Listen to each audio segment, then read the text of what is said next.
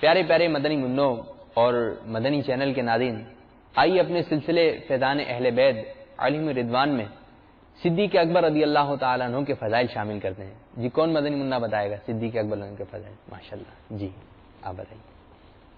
قرآن پاک کی بے شمار آیتیں حضرت ابو بکر صدیق رضی اللہ تعالی عنہ کی شان میں نازل ہوئی ہیں، اور وہ احادیث مبارک جن میں نام لے کر پیارے آقا صلی اللہ تعالی علیہ وسلم نے حضرت ابو بکر صدیق رضی اللہ تعالی عنہ کے فضائل بیان فرمائے ہیں، ان کی تعداد تقریباً 316 ہے۔ مگر ہم اس وقت چند احادیث مبارک سماعت کرنے کی سعادت حاصل کرتے ہیں۔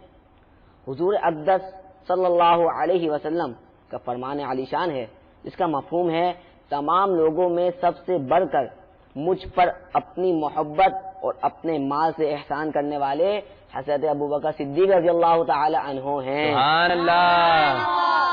حضرت ابوبکر صدیق رضی اللہ تعالی عنہ کی ذات ہے کہ جب پیارے آقا صلی اللہ علیہ وسلم سخت علیل ہوئے تو حضرت عائشہ رضی اللہ تعالی عنہا سے ارشاد فرمایا کہ ابوبکر صدیق رضی اللہ تعالی عنہ کو حکم دو کہ وہ میری جگہ نماز پڑھائیں۔ سبحان اللہ۔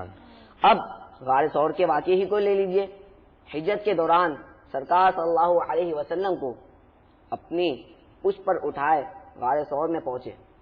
غار ثور میں بے حد سوراخ تھے، اپنے کپڑوں کو ریزہ ریزہ کر کے سوراخ بند کر دیے، ایک سوراخ باقی رہ گیا۔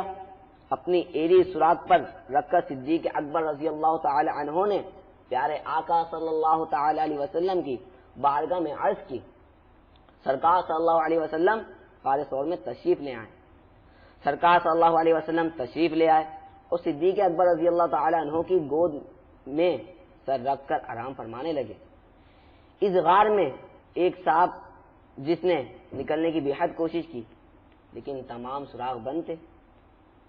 جس سوراخ پر صدیق اکبر رضی اللہ تعالی عنہ نے اپنی ایڑی رکھی تھی وہ نرم محسوس ہوئی تو سانپ نے ڈسنا شروع کر دیا، لیکن ابو بکر صدیق رضی اللہ تعالی عنہ نے ایڑی نہ ہٹائی۔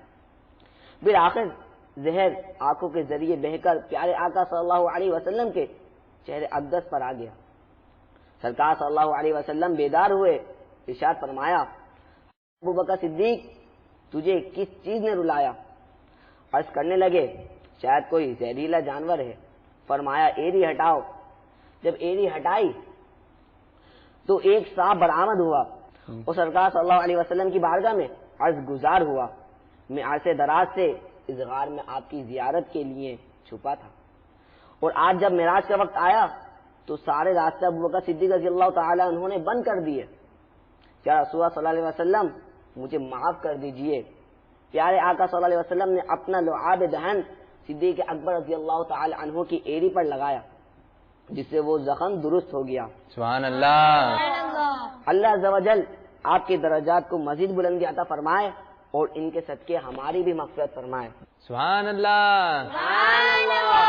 فیضان صدیق اکبر، فیضان صدیق اکبر، فیضان صدیق اکبر، فیضان صدیق اکبر، انشاءاللہ عز و جل۔